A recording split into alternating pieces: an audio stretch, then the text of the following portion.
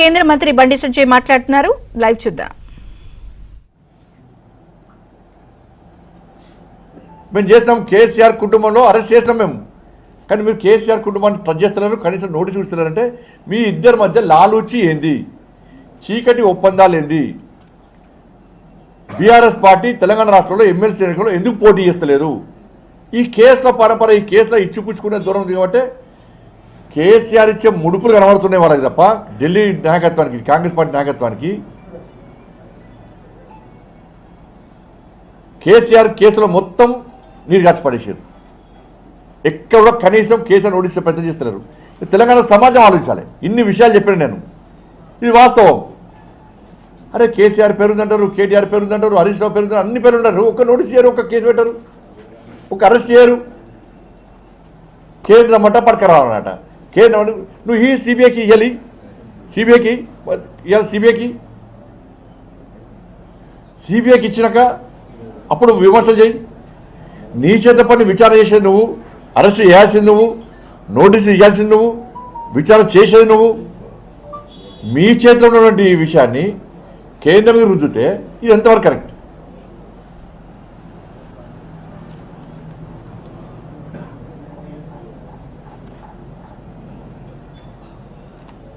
కాబట్టి ఏ మోడీ గారు ఏం చేశారు, మేమేం చేసినాము?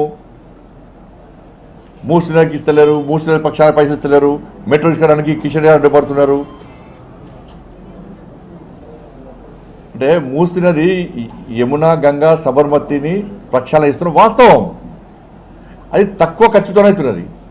మరి మూసి పరిస్థితి ఏంది? 15,000 కోట్ల రూపాయలతో అయినటువంటి మూసి ప్రక్షాళనను కాంగ్రెస్ ప్రభుత్వం ఏం చేసింది? వాళ్ళ నాయకురాలు యొక్క అల్లుని కోసం, వాళ్ళ ఆది నాయకురాలు యొక్క అల్లుని కోసము మూసి ప్రక్షాళనను అంచనాలను ఏ విధంగా ఇచ్చింది? కేసీఆర్ అయితే 30,000 కోట్ల ప్రాజెక్టును కాళేశ్వరం 1,00,000 కోట్లకు పైగా ఉంచిండో, 15,000 కోట్లతోని పూర్తయ్యే మూసి నది ప్రక్షాళనను 1,00,000 కోట్లకు మించి అంచనాలు పెంచారు. మీరు అంచనాలు పెంచుకోకపోతే అంత పైసలు వేయాలా? అవునా? అన్నీ మేమే ఇచ్చి కేంద్రం ఇచ్చినాక మరి మీరు చేసేది నేను చెప్పరాదు.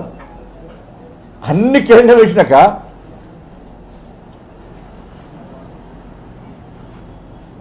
ఇలా ఆడికి 7 రూపాయలు ఇచ్చారు, బీహార్కు, యూపీకి 3 రూపాయల 40 పైసలు ఇచ్చారు, తెలంగాణకు 40 పైసలు ఇచ్చారు. అంటే ఆ రాష్ట్రంలో పేదరికము, ఆ రాష్ట్రంలో పరిస్థితులు పట్టిస్తారు. అట్లంటే హైదరాబాద్లో పనులు ఎక్కువ వస్తాయి, రెవెన్యూ ఎక్కువ వస్తుంది, ఆదిలాబాద్లో తక్కువ వస్తుంది.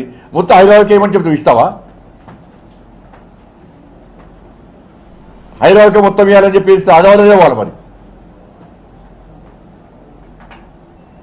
ఇవన్నీ తెలిసి కూడా ప్రజల లోపల అయోమయం సృష్టించి రాజకీయ లబ్ధి పొందడానికి మాత్రమే ఇవాళ కాంగ్రెస్ పార్టీ ప్రభుత్వం ఇవాళ వ్యవహరిస్తున్నది. ఉద్యోగాల విషయంలో 10 సంవత్సరాల యూపీఏ పాలనలో 10 సంవత్సరాల యూపీఏ పాలనలో కాంగ్రెస్ పార్టీ ప్రభుత్వం ఉద్యోగాలను ఎంత సృష్టించారు? కేవలం 2,94 లక్షల ఉద్యోగాలు మాత్రమే సృష్టించగలిగింది యూపీఏ ప్రభుత్వం. 10 సంవత్సరాల కాల వ్యవధిలో కాంగ్రెస్ ఆధీనంలోని యూపీఏ ప్రభుత్వం 2,94 లక్షల ఉద్యోగాలు మాత్రమే సృష్టించింది. కానీ 10 సంవత్సరాల నరేంద్ర మోడీ గారి ప్రభుత్వము 17,19 లక్షల ఉద్యోగాలను సృష్టించింది. నరేంద్ర మోడీ గారి ప్రభుత్వం సృష్టించడమే కాదు, సంవత్సరం లోపల 9,25,000 ఉద్యోగాలను ప్రధానమంత్రి రోజ్గార్ మేళా పేరుతోని ఇచ్చింది. ఇవాళ రేవంత్ గారు ప్రశ్నించింది, మోడీ గారి ప్రభుత్వంలో ఉద్యోగాలు వచ్చినాయని చెప్పని ఎవరు రెస్పాన్స్ చేయలేడా? ఎందుకంటే ఉద్యోగాలు ఇచ్చిన వాళ్ళు ఉన్నారని చెప్పని. మరి అదే అడగాలి. మేము 56,000 ఉద్యోగాలు ఇచ్చినామా లేదంటే అంత సమాజం చెప్తున్నాం. మాకే వాళ్ళకి ఉద్యోగాలు రాలి ఎవరికి. మరి అంతమంది వస్తే దాని ఎవరికైనా ఉద్యోగం రావాలి. మీరు 56,000 ఉద్యోగాలు ఇస్తే 56,000 ఉద్యోగాలు మీరు ఇచ్చిందే 20,000 ఉద్యోగాలు నోటిఫికేషన్ ఇచ్చారు. 56,000 ఉద్యోగాలు ఇస్తామంటూ చెప్పంటున్నారు. 2 లక్షల ఉద్యోగాలు భర్తీ చేస్తాం ఏదా? మరి